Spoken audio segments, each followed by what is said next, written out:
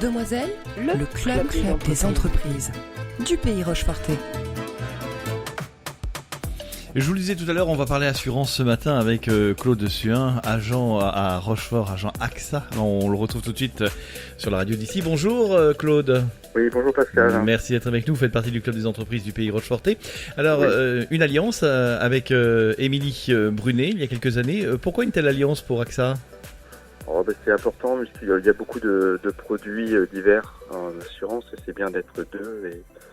Et puis ça permet aussi de pouvoir se compléter, c'est s'entraider sur des dossiers. Et donc c'est plutôt favorable. À deux, on est plus fort, c'est ça. Ah oui, complètement. Alors comment se porte le monde de l'assurance en ce moment, en général ?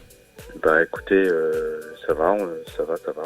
Oui. C'est pas le secteur le plus touché par la pandémie. Le plus touché, a priori, c'est la restauration et puis l'événementiel. Voilà, c'est les activités les plus touchées. On va parler en particulier de l'assurance avec... vous vous adressez aux particuliers, mais aussi aux professionnels, c'est ça ? Oui, c'est ça. Alors, notamment pour le club d'entreprise, ça concerne essentiellement les professionnels, où là, on essaie d'être le plus proche possible des chefs d'entreprise. Oui. Leur prodiguer des conseils et essayer de prévoir au maximum les imprévus. Oui, vous avez eu beaucoup de demandes justement avec la crise, certainement. Voilà. Oui. Alors il y a des choses qu'on peut pas prévoir malheureusement. Oui. C'est comme la pandémie, c'est assez imprévisible. Mmh. Peu de gens l'avaient envisagé. Oui.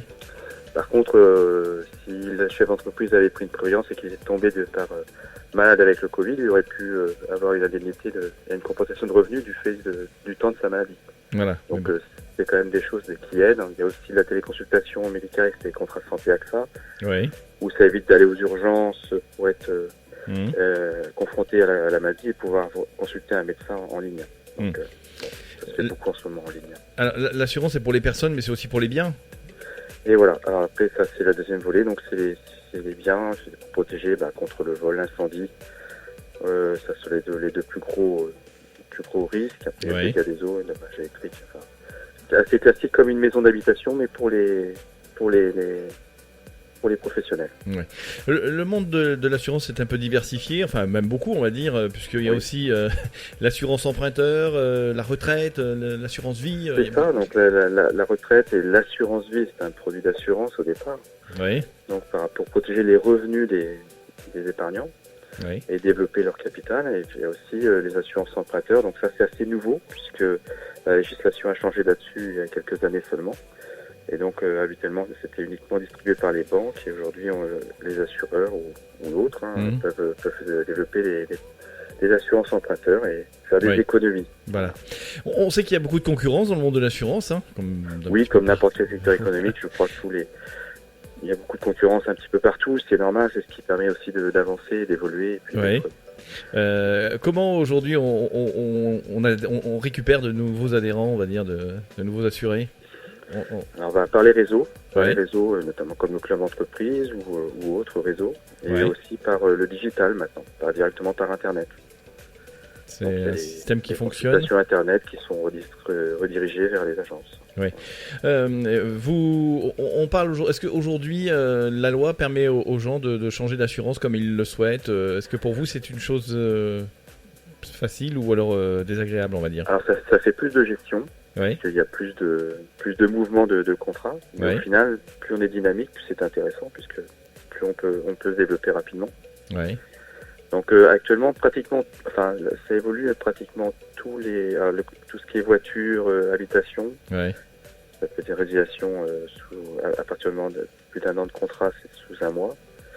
Et récemment, depuis le 1er décembre, la santé aussi. On peut le faire comme ça. Est-ce que les conséquences peuvent être graves si on n'est pas assuré ?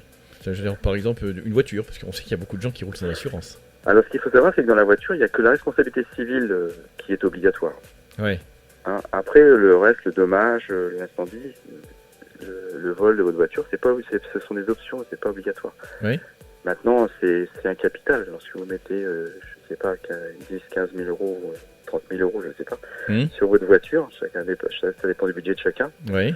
Eh bien, c'est à vous de savoir si vous voulez protéger cette somme pour pouvoir vous reprendre un véhicule comme ça et garder ce véhicule où vous êtes votre propre assureur et puis vous assumez. Mais après, souvent, les gens préfèrent protéger cette somme pour pouvoir se conserver un véhicule. Je vais revenir à ce qu'on disait au début tout à l'heure, pandémie, inondation, enfin catastrophe naturelle. Est-ce que le monde des assurances a sorti beaucoup d'argent l'année dernière, enfin en 2020?